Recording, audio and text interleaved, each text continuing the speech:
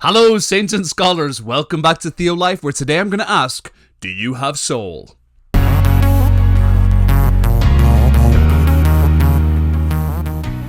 A fundamental component to Christian doctrine is the existence of a soul. The idea that the essence of our being and our spirits and our person is something not just the physical body, but something more than that. The existence of the soul is the essence of our eternal life, the essence of us being greater than merely the physical realm, the essence of us having a moral center. The existence of the soul would necessitate a non-material universe. So many materialists will actually deny the existence of the soul because we don't possess tools for measuring these non-physical phenomenon. Many people would say they don't exist. Yet the more we have looked at our scientific research and philosophical reasoning, the more it is confirming the biblical idea that human beings have a soul. So for good apologists, providing evidence for the soul creates a very strong case for the Christian message. So let's try and get soulful.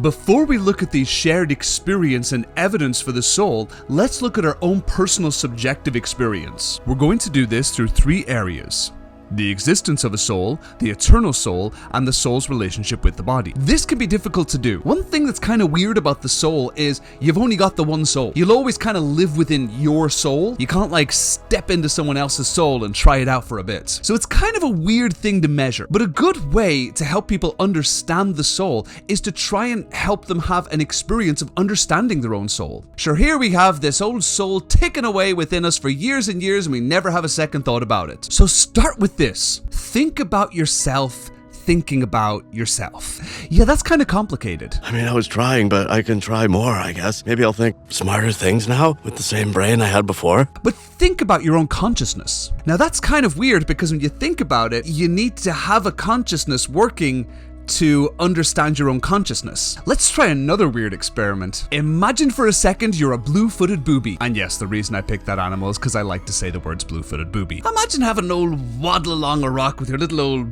blue feet plodding along the self, having a grand old time. Why don't you go fishing for a bit, have your dinner, a couple of raw fish, that'd really set you up for a couple of days. Or have an old fly across the ocean, swinging through the air with your little blue feet flapping in the background. And ask yourself, what's it feel like to be a blue-footed booby? Is it a good life? Is it a fulfilling life? Do you have purpose in your blue-footed boobiness? You've just done something quite amazing. Within your consciousness, you have thought about another consciousness. You've imagined the consciousness of this blue-footed booby and then thought about its consciousness and analyzed the positives and the negatives in the process of its consciousness. You created a consciousness within a consciousness within a consciousness. You've just stepped outside your consciousness and imagined a world that you've never experienced. And was it a nice experience? Was it kind of icky as you imagined a slimy fish going down the back of your throat?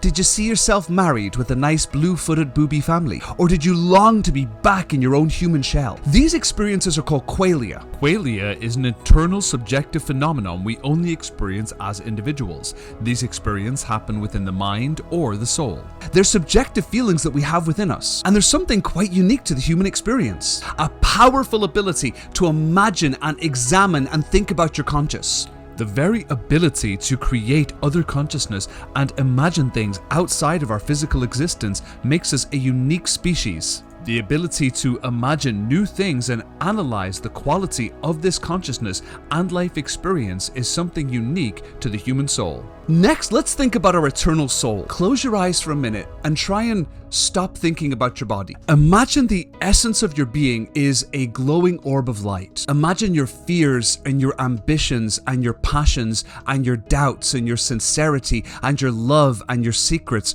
are all contained in one powerful essence. Think about everything you are contained within one orb of powerful light. Okay, hold on to the orb for a minute. Now think about your body with its bones and its muscles and its hair and its spit and its snot and all that good stuff. And I want you to ask a question about these two. With the orb in one hand and the body in the other, ask this question. Can you imagine the body dying? Can you imagine one day your physical person will start to shut down? That the organs that are serving you so well right now will stop functioning and that body will cease to exist? Most people can imagine this being the case. Now think about this orb of a person. Think of the glow glowing power that is the passion and dreams and experiences that are your life. And ask yourself, can this soul die? Can this essence stop to exist? An interesting phenomenon is most people will say they cannot imagine the essence of their being dying, but they can imagine their body dying. This may lead us to believe in the possibility that we can understand what it's like to live without a body, but not imagine what it's like to live without a soul. We can imagine our body being temporary, but something within us teaches us that our soul is eternal. Now, I fully understand this is a personal subjective experience, but it is noteworthy that most human beings see themselves as having souls with an inherently eternal quality. Third, let's examine our relationship with our body. Let's try a couple of really weird experiments. First experience, check yourself out naked in the mirror. What do you feel when you do this? Now, you might be one of those incredibly rare people who are so impressed with their own body that it's a fantastic experience. I look good. I mean, really good. Hey everyone! Come and see how good I look! But for most people, spending time looking at themselves naked in the mirror is going to be a rather unpleasant experience. It's gross. Most people look at what looks back at them and find it quite disappointing. Now, I want you for a minute to think about the absolute insanity of that. You are staring at one of the most magnificent feats of engineering in the entire universe. You are amazing. Your body is bursting with the most incredible biological processes we can imagine. The very fact that you're sitting there having this conscious experience, examining yourself and how you feel about it, is just mind-blowingly.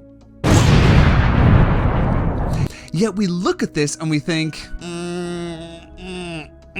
why do we do this? Now, there are a bunch of psychological factors, but why do most human beings not feel comfortable with their own body? Most human beings experience a disconnect between how they feel as the essence of their person and their body. Whether this is positive or a natural part of being a soul within a body, we don't know. But it is a very, very strange phenomenon that doesn't make sense on paper, unless we fundamentally understand at some level that our soul and our body are different, and the essence of our person is found within our soul and not within our body. If you're feeling extra brave, let's do another wild experiment. Next time you're hanging out with your friends, if you're feeling brave, try and rip the biggest, loudest, smelliest fart you can possibly muster.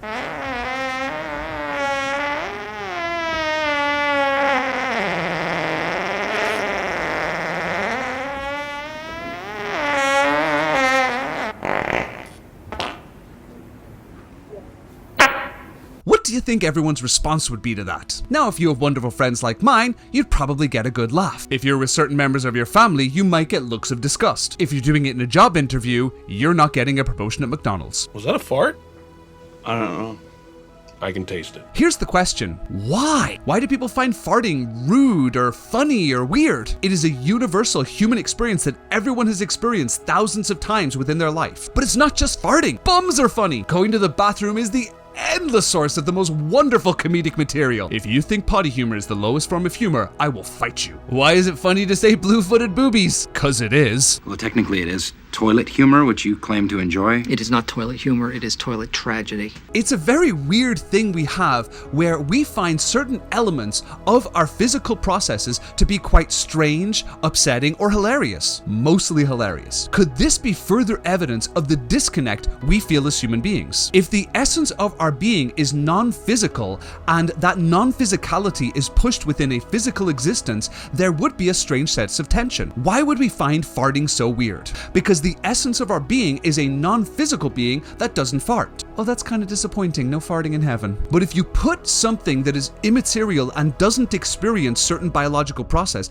and all of a sudden experiences these biological processes, that being is going to find the biological processes quite strange, upsetting, embarrassing, or funny. Therefore, the wonderful existence of potty jokes may just be our soul's way of dealing with the strangeness of physical phenomenon. I bet you really didn't expect the lesson to go through that. Therefore, by examining the existence of the soul, by examining our consciousness and our natural inclination to believe that the soul is eternal, and the very odd, somewhat humorous relationship between the soul and the body, leads us to a very strong but subjective sense that we have a soul. Let's try and understand this soul better by looking at three theories or perceptions of reality. They are idealism, materialism, and dualism. Let's begin with idealism. Idealism is the belief that reality is based upon the immaterial and subjective experiences. Idealists believe that it's only the mind that exists. The mind is the primary substance of existence, and this incredible, wonderful mind can create any kind of existence it wants. Kind of a matrixy idea. The concept that reality is an illusion that we've put upon ourselves. Our ultimate job is to escape from this fake physical reality and live in the realm of the ideal and the mind. This may be akin to a spiritual concept like nirvana. The next idea is materialism. Materialism teaches that reality is composed of purely material processes. Matter is all that exists and ever will exist. And if you have an experience, it happens purely within your own body. Within a materialist framework, there is no soul. This process of the mind or consciousness is exclusively the process of your physical brain producing these phenomena. The third option will be dualism.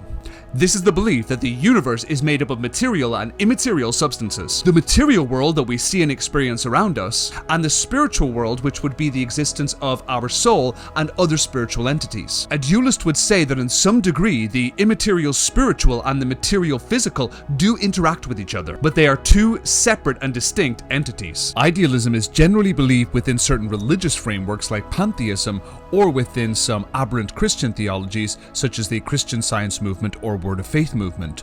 Materialism tends to be believed by non-theists or atheists, and dualism is believed by most monotheistic religions like Christianity. So let's try to define the soul. We will do this by examining a Christian perspective and a broader philosophical perspective. The Christian perspective is traditionally thought to be a dualistic perspective. Christianity acknowledges the existence of a physical world, but also an immaterial spiritual world. The soul would be a part of this immaterial spiritual world, yet it is intricately connected with the physical world. Traditionally, Christians are thought to be unique beings in that they possess a soul. Within the book of Genesis, we read that God breathes life into Adam, making him a living soul. This is often thought to be a unique experience for humanity. God breathes some of his essence into human beings, making them in the image of God. And it is this essence, this soul, that is the basis of our morality, our free will, and who we are as people. It is also for the basis of believing in the specialness of each human being. It is this idea, this presence of the soul within all human life, which leads us to look at every human being and say, you're kind of amazing. Regardless of any condition of your physical being, you possess a divine spark. A beautiful soul. That soul makes you unique and worthy of dignity and rights and kindness and love. This is why we as Christians promote things like human rights and care for every single human being, regardless of their physical condition. Yet the Bible notes that we are not merely physical beings, there is both a physical and spiritual world. Do not be afraid of those who kill the body but cannot kill the soul. Rather be afraid of the one who can destroy both soul and body in hell. We are confident. I say I would prefer to be away from the body and at home with the Lord.